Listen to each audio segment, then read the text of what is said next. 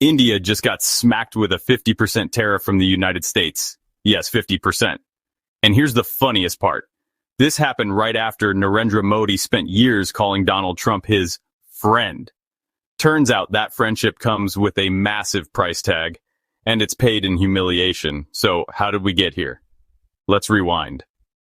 The US and India have been circling each other like awkward dance partners in an unfinished Bollywood script for years.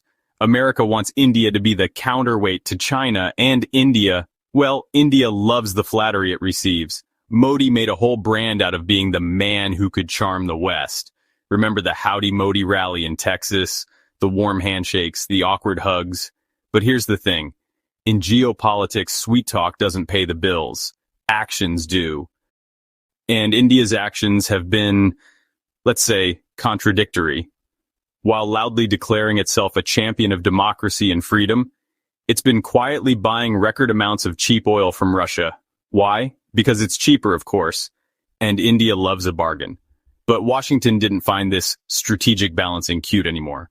In their eyes, India's playing both sides, talking like America's best buddy while filling its tank with Russian fuel. Combine that with the fact that India keeps throwing up trade barriers and refusing to open up its markets to American goods, and you've got the perfect recipe for a Trump-style tariff hammer.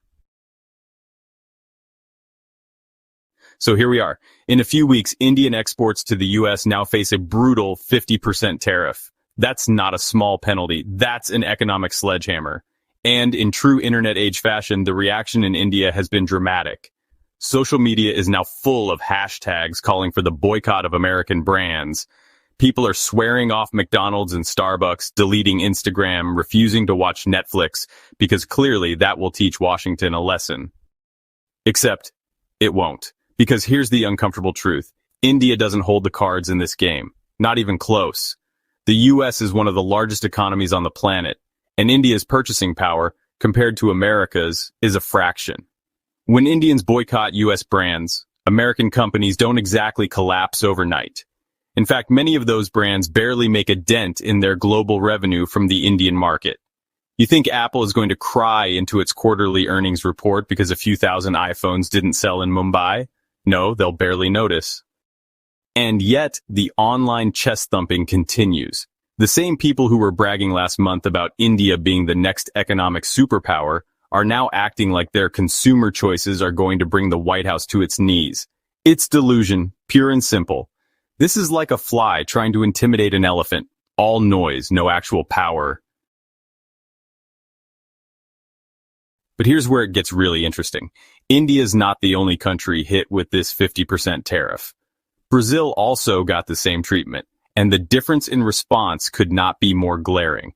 When the news broke, Brazilian President Lula didn't throw a tantrum. He didn't whip up social media outrage or pretend that Brazil was about to take down the American economy. Instead, he delivered one sharp, memorable line.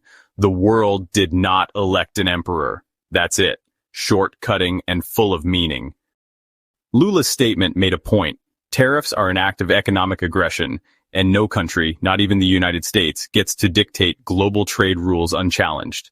But here's the key difference. Lula didn't act like Brazil could strong-arm America back into submission.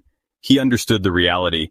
Brazil isn't pretending it's a military or economic superpower on par with the US. Instead of picking a doomed fight, Brazil is shifting more of its trade focus toward China and leaning on BRICS as an alternative framework. That's strategy. Now imagine if India took that approach. Imagine if, instead of pretending it could punish America with boycotts, it acknowledged the hit, kept its dignity, and quietly built stronger trade links with partners who actually value it.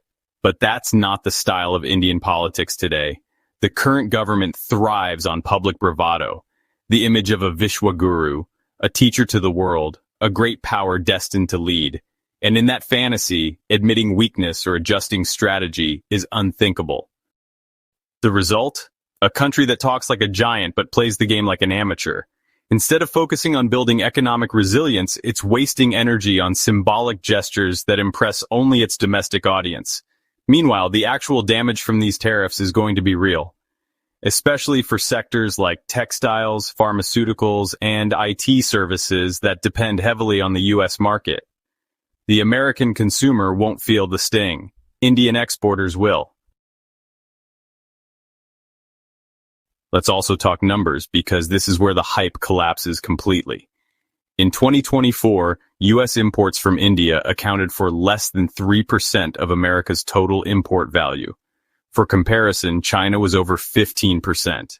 That means when Washington wants to make a point to India, it can do so without serious self-harm. That's the advantage of being the bigger player. You can impose tariffs and still sleep well at night. India, on the other hand, relies on the U.S. for a much larger share of its export earnings. Which side do you think hurts more here? But you won't hear that on the news in New Delhi. Instead, you'll get endless segments about self-reliance and Atmanirbhar Bharat, as if chanting slogans can magically replace lost export revenue. And to make matters worse, the online nationalist echo chamber will keep telling people that boycotting Coke and Levi's is some grand act of defiance. It's theater. Contrast this with Brazil again. Brazil knows it's a middle power, not a superpower, and plays the long game accordingly. Lula isn't trying to pick a public fight he can't win. He's already moving to deepen agricultural exports to China, negotiate favorable energy deals with Russia, and expand regional trade within Latin America. Brazil is not pretending that losing a chunk of U.S. trade is the end of the world, nor is it pretending it can punish the U.S. with boycotts. It's absorbing the blow and shifting its weight. That's what mature diplomacy looks like. India could learn a lot from that, not just about humility, but about pragmatism. If your opponent is bigger and stronger, you don't beat them by flailing your arms and shouting. You adapt, you pivot, you strengthen alliances where you have leverage. But that would require a shift in mindset, away from nationalist fantasy and toward reality-based policy. Here's the final irony. India likes to position itself as the voice of the global South, the champion of developing nations. But when faced with the exact same problem as another global South leader, in this case Brazil, it's Brazil that actually acts like a responsible representative, while India turns the whole thing into a domestic political spectacle. The difference between the two couldn't be clearer. As for China, I won't even mention it because it's in a different league. So to put it bluntly, India's 50% tariff disaster isn't just about economics, it's a reality check. You can't charm your way out of hard power politics, and you can't boycott your way to victory when your market power is small. The US made a move, and India's response so far has been all noise, no strategy. If it wants to avoid becoming a cautionary tale, it might want to look at Brazil, not to copy everything it does, but to learn the value of stoicism, humility, and understanding your real place in the global order, because in the end, bragging about being a superpower doesn't make you one. Acting like one does. If you found this breakdown interesting, then please like, comment, and subscribe. Thanks for watching.